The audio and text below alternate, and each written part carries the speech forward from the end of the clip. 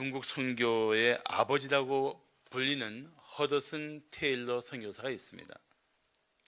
허더슨 테일러 선교사는 그 중국 땅에서 선교하면서 참 죽을 고비를 여러 차례 넘겼습니다.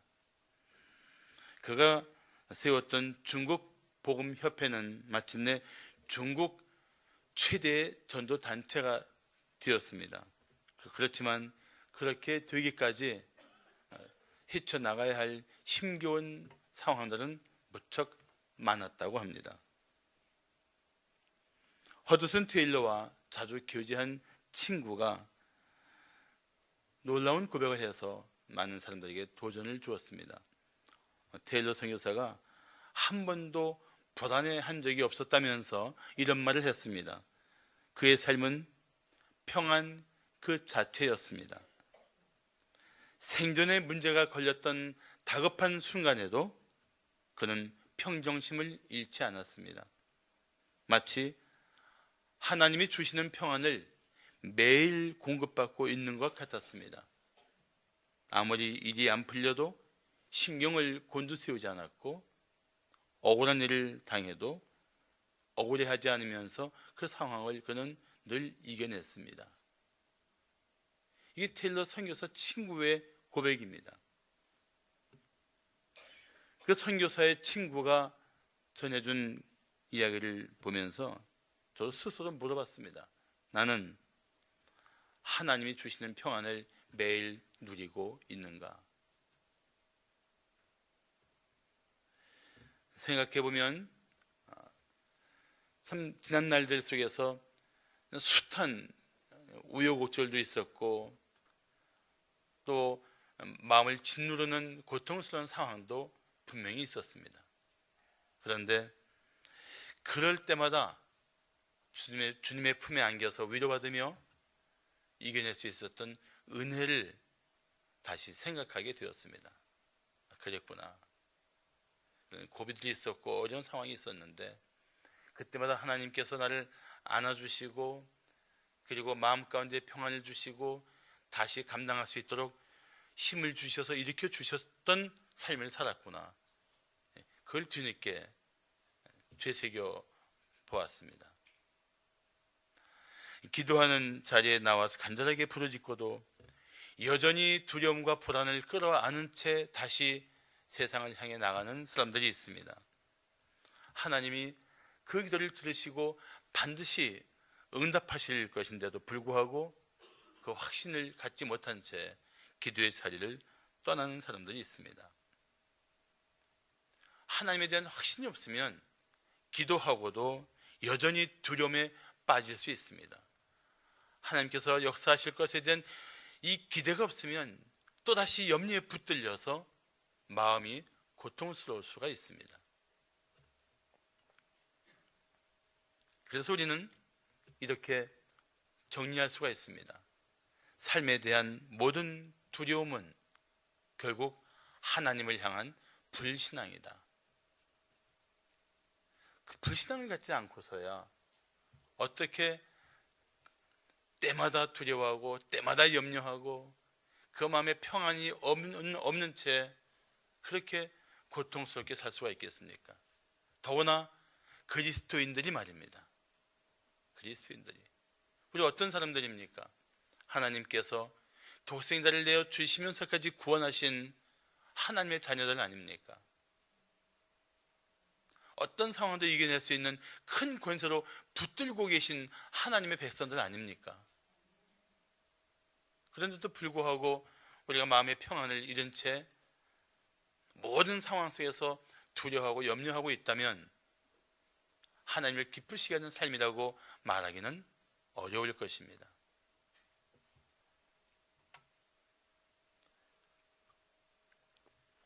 하나님에 대한 믿음이 확실하다면 우리는 모든 두려움을 반드시 이겨낼 것입니다. 그러나 하나님을 온전히 신뢰하지 못하면 우리는 두려움의 늪에서 빠져나오기 어려울 것입니다. 염려의 구덩이에서 우리는 주저앉고 말 것입니다. 성도는 어떤 상황에서도 폭풍 속에서도 마치 주의 품에 안겨 깊이 잠들 수 있는 평안을 누릴 수 있어야 합니다.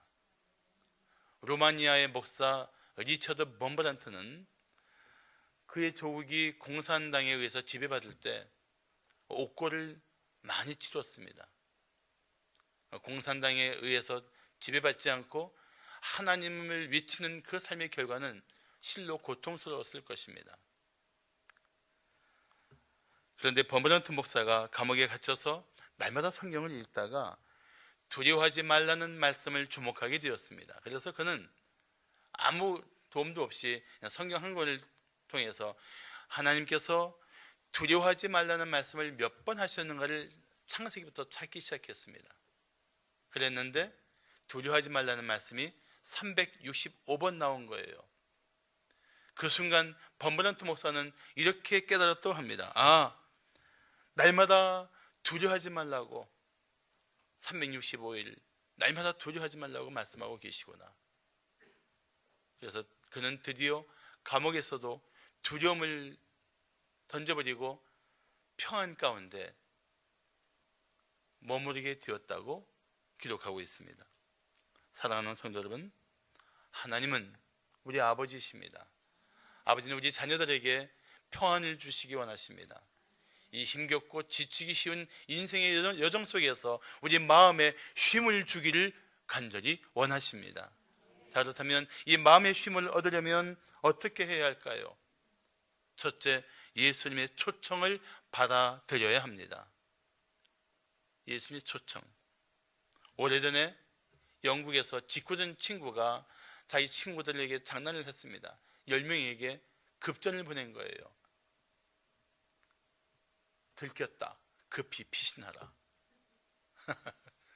요즘은 워낙 이 스마트폰으로 SNS가 발달해서 그런 전보를 치지 않지만 옛날에는 전보를 많이 쳤습니다. 10자까지 얼마, 한 자 넘어가면 또 얼마 이렇게 해서 그랬는데 장난삼아 쳤는데 알아봤더니 10명이 다 도망갔더랍니다. 실화예요. 무엇을 말합니까? 어느 누구도 죄와 죄책감에서 결코 자유롭지 않다는 뜻입니다. 다윗도 죄를 지은 후에 이런 비통한 고백을 했습니다. 내 죄악이 내 머리에 넘쳐서 무거운 짐 같으니 내가 감당할 수 없나이다. 내 죄악이 내 머리에 넘쳐서 내 인생에 무거운 짐이 되어 나를 짓누르고 있는데 도저히 나는 감당할 수 없습니다라는 고백이었습니다.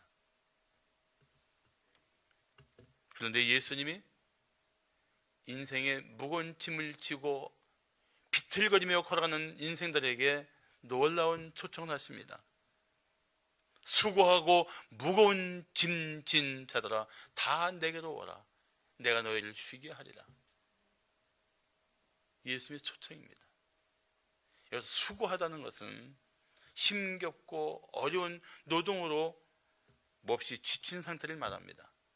무거운 짐을 지었다는 것은 온갖 짐들을 다 짊어지고 살고 있다는 의미입니다. 생각해 보십시오. 우리가 짊어진 짐들이 얼마나 많습니까?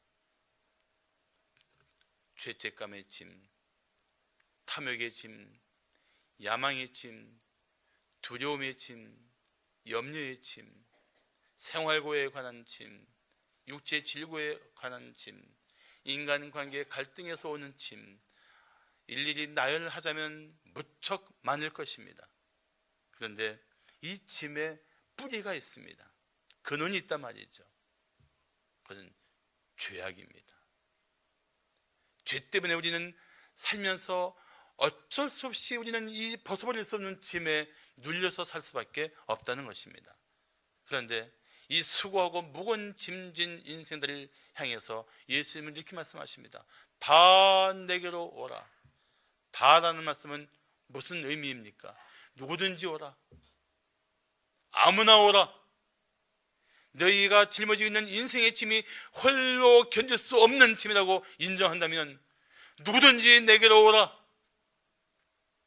모든 인생을 향한 초청입니다. 모든 사람이 이 초청을 받아야 합니다. 왜냐하면 모든 사람들이 죄의 짐을 지고 살고 있기 때문입니다. 한 명의 예외도 없이 수고하고 무거운 짐진 상태로 인생을 살아가고 있기 때문입니다.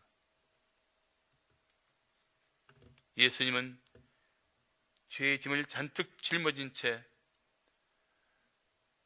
비틀거리며 걷고 있는 모든 사람들에게 말씀합니다. 누구든지 내게로 오라. 내가 너희를 쉬게 하리라. 그런데 이런 말씀을 예수님 아니면 누가 할 수 있겠습니까? 모든 사람들을 향해서 단 한 명의 예외도 없이 누구든지 다 내게로 오라. 내가 너희를 쉬게 하려고 말씀하실 수 있는 분이 예수님 말고 누가 있겠습니까? 그리고 어떻게 이런 놀라운 초청이 가능할까요? 오늘 28절 앞절인 27절 한번 우리 다 함께 봉독하겠습니다. 시작.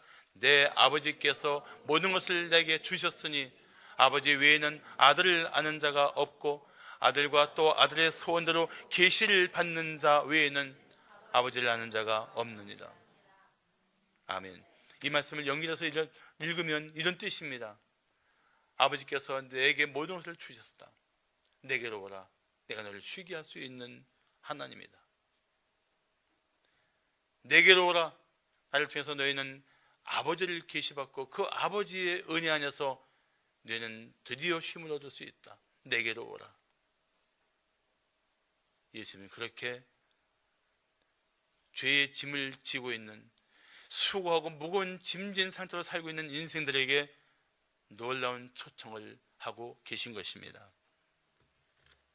그렇습니다.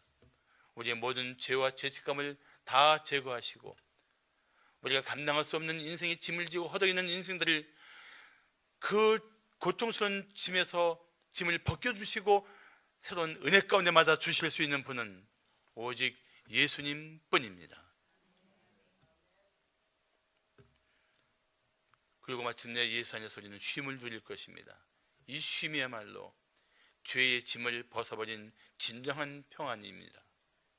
죄책감으로부터 자유를 얻은 진정한 마음의 평강입니다. 이 쉼이야말로 늘 마음이 번잡하고 복잡하고 고통스러운 것들로부터 드디어 그 모든 것들을 털어버리고 일어설 수 있는 놀라운 안식입니다. 이 세상의 덧없는 것들 속에서 안식을 찾지 마십시오. 쉼을 기대하지 마십시오. 잠깐의 쾌락을 줄 수 있을지 몰라도 더 무겁고 고통스러운 짐을 주는 것이 세상의 처방입니다. 술이 그렇습니다. 마약이 그렇습니다. 성적인 쾌락이 그렇습니다. 잠깐은 쉼을 주고 자유케 하는 것 같지만 그것은 마침내 더 큰 멍에가 되고 더 큰 인생의 짐이 되어 우리를 파괴하며 우리의 삶을 무너뜨리는 원인이 될 것입니다. 진정한 쉼은 예수님 부르심 앞에 예 주님, 제가 인생의 무거운 짐을 지고 허덕이던 존재입니다. 저를 받아주시옵소서 하고 그분의 보좌 앞으로 나오는 것입니다. 주님은 말씀하십니다. 수고하고 무거운 짐진 자들아 다 내게로 오라. 내가 너희를 쉬게 하리라. 예수님은 초청하셨습니다. 이젠 당신의 반응이 중요합니다. 당신의 결단이 필요합니다. 이 초청 앞에 당신은 계속 머물거리고 계실 것입니까? 아니면 뒷걸음치실 것입니까? 그렇지 않다면 이 놀라운 초청, 이 은혜로운 부르심 앞에 여러분 짐진 채로 나오셔도 좋습니다. 모든 짐을 다 끌어안은 채 나오셔도 좋습니다. 주님이 그 짐을 벗겨주시고 여러분 심령에 놀라운 쉼을, 새로운 평강을 부어주실 것입니다. 마음의 쉼을 얻으려면 어떻게 해야 할까요? 둘째, 예수님의 멍에를 메워야 합니다.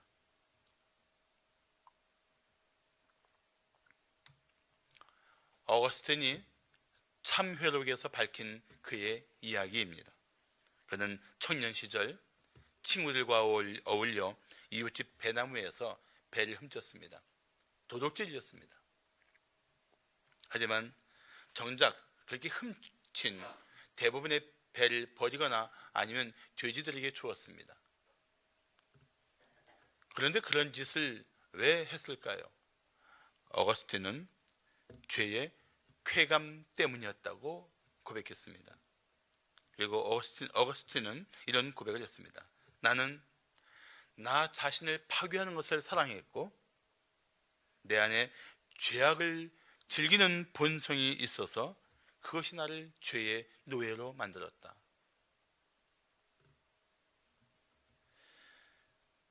사람은 누구나 다 그 안에 타락한 본성이 있고 그 본성의 지배를 받을 수 있습니다.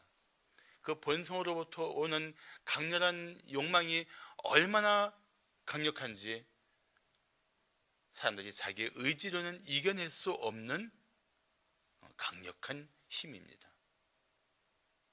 결국 그 타락한 본성대로 끌려가면 죄에 빠지게 됩니다. 그리고 죄의 노예가 됩니다.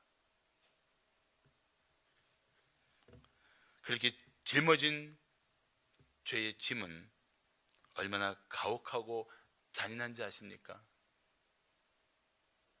생명의 존귀한 가치를 형편없이 만들어버리고 결국은 완전히 파괴할 때까지 결코 포기하지 않습니다.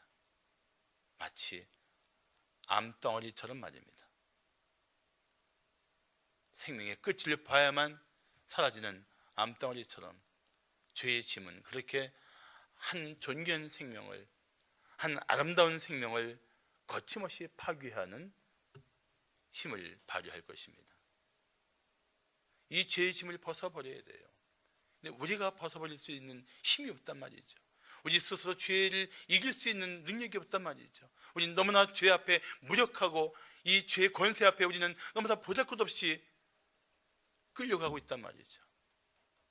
그런 죄로부터 우리를 건질 수 있는 유일한 이름이 바로 예수 그리스도이십니다. 그런 인생들을 향해서 주님은 이렇게 말씀하십니다. 나는 마음이 온유하고 겸손하니 나의 멍에를 메고 내게 배워라. 그리하면 너희 마음이 쉼을 얻으리니. 나의 멍에를 메어라. 온유하고 겸손한 나의 멍에를 메어라. 나의 멍에를 메면 내 마음이 쉼을 얻으리라. 우리가 쉼을 얻을 수 있는 두 번째 비결은 예수님의 멍에를 메는 것입니다. 멍에는 그 당시 예수님 말씀하실 때 멍에는 이 큰 나무로 만들어져 있는데 두 마리의 가축이 함께 짊어지게 되어 있어요. 다시 말하면 예수님은 우리에게 멍에를 메러 가실 때 같이 매자고 권유하시는 거예요. 둘이 매게 되어 있으니까 하나는 내가 메었어. 이제 같이 매자. 예수님은 무거운 짐을 우리에게 홀로 지어주시는 그런 폭력적인 주인이 아니십니다. 우리를 고통스럽게 하기 위해서 멍에를 지워주시는 그러한 잔인한 분이 더더욱 아니십니다. 같이 지자는 거예요. 이 멍에가 무엇일까요? 이 멍에가 무엇을 뜻할까요? 죄의 짐은, 수고 무거운 짐은 죄로 인한 것이지만 예수님의 멍에는 하나님 아버지의 뜻을 이루기 위한 멍에입니다. 이 멍에를 같이 지자고 말씀하십니다. 나랑 같이 지자. 나와 함께 지고 하나님 아버지의 뜻을 따라서 함께 나가자. 그런 권유인 것입니다. 그래서 예수님이 우리에게 주시는 멍에는 다시 말하면 하나님 아버지의 말씀, 진리를 따라 살아가는 것을 의미합니다. 그 멍에 같이 매자는 거예요. 사람들은 자기 뜻대로 되어야 좋을 것처럼 착각에 빠집니다. 자기 욕심이 이루어질 때 행복할 것처럼 생각합니다. 그렇지 않습니다. 진정한 기쁨과 만족은 우리가 하나님과의 관계 속에서만 찾을 수가 있습니다. 하나님을 떠나서는 이 세상에 어떤 것을 소유한다 해도 진정한 만족과 기쁨이 있을 수가 없습니다. 한번 생각해 보십시오. 어린 아이들이 부모님의 뜻을 따라서 일하고 나서 그 흡족해하는 표정 보신 적이 있습니까? 아니, 우리도 겪어봤잖아요. 부모님 뜻을 따랐을 때 내 마음에 오는 그 무언가 꽉 찬 것 같은 만족감, 자부심, 그리고 내 안에서 다시 살아나기 시작하는 자존감 말입니다. 그런데 부모의 뜻을 어겼을 때 우리 마음에 오는 뭔가 설명할 수 없는 불안함 때문에 부모님 앞에 있어도 마음이 편하지 못하고, 부모님을 피해 있어도 그 마음에는 여전히 벗어버려야 할 것 같은 그런 고통스러운 감정이 있지 않았습니까? 무엇을 의미합니까? 하나님 아버지의 뜻을 따르는 것만이 우리의 마음에 진정한 쉼을 줄 수 있고 평안을 줄 수 있다는 것입니다. 주님은 그 스스로 자신을 낮추어 아버지의 뜻을 이루기 위해서 멍에를 메셨고 그 멍에를 같이 매자고 말씀하십니다. 그것이 세상이 보기에는 고통스러운 것 같아도 우리 내면에 세상이 줄 수 없는 놀라운 평강, 놀라운 쉼을 누릴 수 있는 삶의 비결인 것입니다. 하나님 아버지 뜻을 따라 살기를 결단할 때 그 쉼이 여러분 심령 가운데 반드시 샘솟아 날 것입니다. 그래서 주님께서는 30절에 이렇게 말씀하십니다. 이는 내 멍에는 쉽고 내 짐은 가볍다. 내 멍에는 쉬워. 너희가 짊어지고 있는 그 짐의 멍에에 비하면 이건 아무것도 아니에요. 내 짐은 너희가 짊어지고 있는 죄의 짐에 비하면 이건 아주 가벼운 것이야. 다시 말하면 충분히 감당할 수 있는 삶을 우리에게 주신다는 것입니다. 짐조차 가벼워서 우리가 영적인 순례자로서 이 땅에서 살기에 합당하도록 우리를 도우실 것이라는 뜻입니다. 수고하고 무거운 짐진 채 살고 있는 인생들에게 얼마나 감사한 일입니까? 그래서 요한 1서 5장 3절은 이렇게 말씀합니다. 하나님을 사랑하는 것은 이것이니 우리가 그의 계명들을 지키는 것이다. 그의 계명들은 무거운 것이 아니로다. 사랑하는 성도 여러분, 죄의 짐을 벗어버릴 뿐 아니라 거기서 끝나지 말고 하나 더, 한 걸음 더 나가서 이젠 주님의 말씀대로 살기를 결단하십시오. 그리고 주님의 뜻을 힘써 따르십시오. 어떤 대가를 치르더라도 주님 말씀대로 살기를 힘써 보십시오. 거기에 여러분 심령에 놀라운 쉼을 누리게 될 것입니다. 그렇게 살겠다고 결단하면 성령이 여러분들 반드시 도와줄 것입니다. 그리고 마음의 평강을 성령께서 친히 부어 주실 것입니다. 더 이상 타락한 본성과 미혹하는 소리, 이 속삭임들의 귀를 기울이지 마십시오. 주님께서 말씀하신 것이 이런 뜻입니다. 내가 계신 진리를 받아들여라. 그러면 쉼을 누릴 것이다. 내가 말한 대로 살면 네 마음이 평안할 것이다. 우리는 결단해야 됩니다. 그리고 고백해야 합니다. 예, 주님 말씀대로 살겠습니다. 주님 뜻대로 순종하겠습니다. 그러면 분명히 장담하건대 여러분 심령에 놀라운 평안이 나타날 것입니다. 마지막으로 마음의 쉼을 얻으려면 어떻게 해야 할까요? 셋째, 예수님의 성품을 배워야 합니다.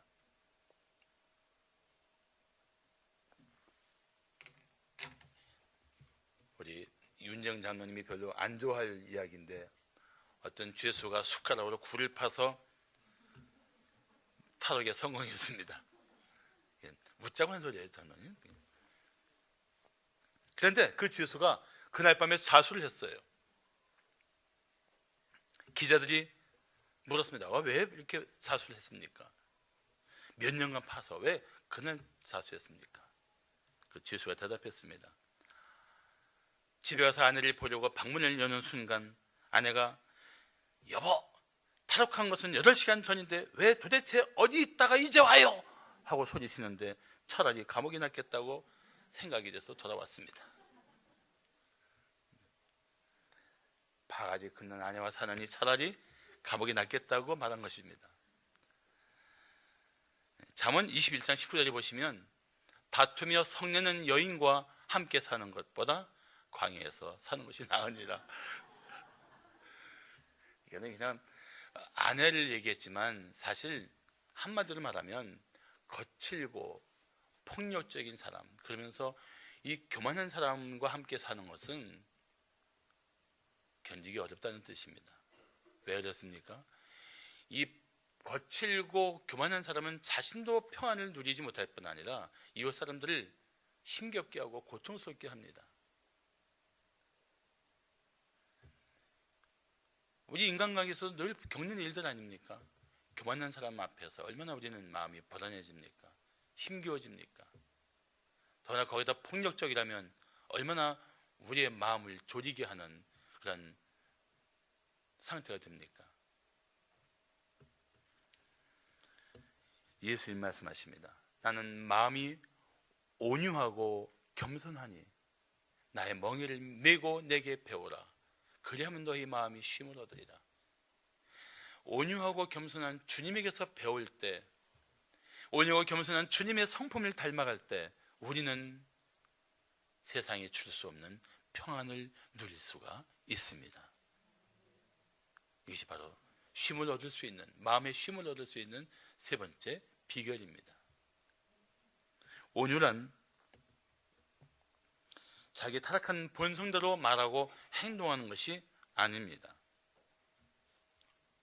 오히려 그런 자기 안에 있는 그 야생마 같은 그 파괴적인 기질들을 잘 절제한 상태를 성경은 온유하다고 말합니다. 마치 길들여진 야생마처럼 말입니다. 우리 그런 말하기 쉬워요. 어휴, 그냥 내 성질 같았으면 그냥 한 방에 라는 말을 하지만 하지 않는 이유, 온유해진 증거예요. 온유는 자기 안에 그런 본성들을 다스릴 수 있는 힘을 말합니다. 근데 온유한 사람은 마음에 평안이 있어요. 마음에 쉼을 누릴 수가 있습니다. 성질대로 살아보세요. 그래서 말해보세요. 속이 시원할 것 같습니까? 성질대로 살아보세요. 남에게 폭력을 가해보세요. 그럼 마음이 편할 것 같습니까? 아닙니다. 또 다른 불안함과 또 다른 자책과 또 다른 마음에 헝클어진 감정들이 자신을 힘겹게 할 것입니다. 겸손은 어떤 것입니까? 겸손은 자신을 기꺼이 낮추고 상대를 존중하는 힘입니다. 때로 나에게 부당한 말과 행동을 해도 같이 맞받아치지 않고 참아낼 수 있는 그런 힘이 겸손의 힘입니다. 우리가 맞서 싸우고 트집을 피하지 못한다고 해서 우리가 문제가 풀리는 일들이 있습니까? 문제가 더 뒷꼬이고 더 고통스러워질 수는 있어도 거의 쉼은 없습니다. 온유나 겸손은 약자의 모습이 아닙니다. 그것이야말로 훈련된 그리스도인다운 삶의 특징이요, 믿음이 충만하고 성령에 의해서 그 마음과 생각이 조절된 강력한 그리스도인의 특징인 것입니다. 얕잡아 보시면 안 돼요. 온유한 사람, 겸손한 사람 얕잡아 보시면 안 돼요. 존중해야 할 사람이고 내적인 힘이, 믿음의 힘이, 성령에 의해서 조절되는 힘이 강력한 사람인 줄로 우리는 인정해야 합니다. 귀한 분들이죠. 그런데 이 온유와 겸손을 예수님은 당신에게서 배우라고 말씀하십니다. 그래야 쉼이 있다고 말씀하십니다. 우리 예수님께 배워야 돼요. 그분의 온유함을, 그분의 겸손함을 우리는 계속해서 날마다 때마다 배워야 합니다. 그리고 그분을 닮아가야 합니다. 그분이 내 인생의 스승이며 그분이 내 인생의 모델이며 내 목표가 그분을 닮아가는 것이 되어야 합니다. 그러면서 우리는 마음에 쉼을 누릴 수 있는 삶을 살아야 합니다.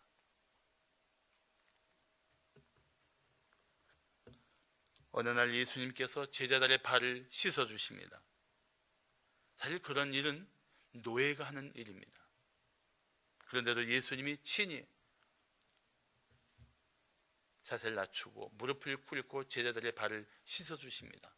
오만한 그 자의 모습을 하고 앉아있던 제자들이 몹시 당황했습니다. 그런데 예수님이 그 제자들의 발을 다 씻어 주신 후에 이렇게 말씀하십니다. 내가 너희에게 행한 것 같이 너희도 행하게 하려 하여 본을 보였노라. 겸손함에 본을 보여주신 주님, 그냥 그분을 닮아야 합니다.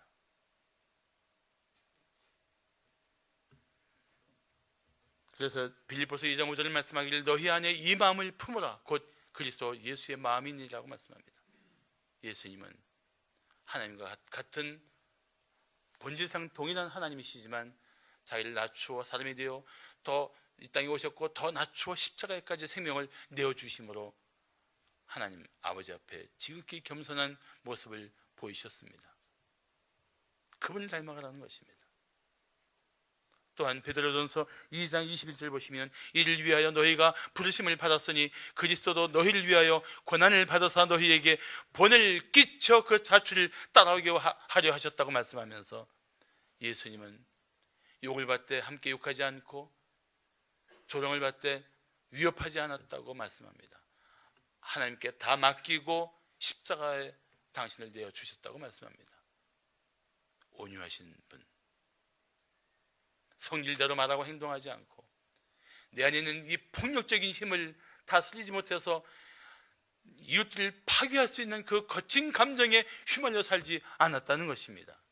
우리가 그분을 배워야 합니다. 그분을 닮아가야 합니다. 이 온유와 겸손으로 잘 배운 성도들은 이 세상에 그 거친 감정에 휘말리지 않은 채 남다른 쉼을, 남다른 평안을 누릴 수 있다는 것입니다.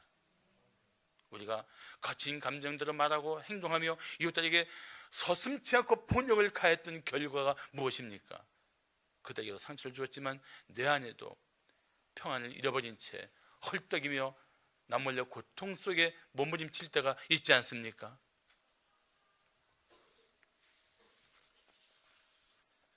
사랑하는 성도 여러분, 우리는 예수님의 마음을 품고 살아야 합니다.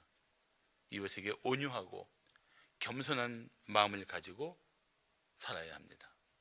그러면 당신 마음속에 하나님이 주시는 쉼, 정말 모든 것 속에서도 어떤 거센 풍파 속에서도 누릴 수 있는 평온함이 반드시 있을 것입니다. 1855년 영국에 사랑하는 사람과 결혼을 앞둔 조셉 스크리븐이라는 청년이 있었습니다.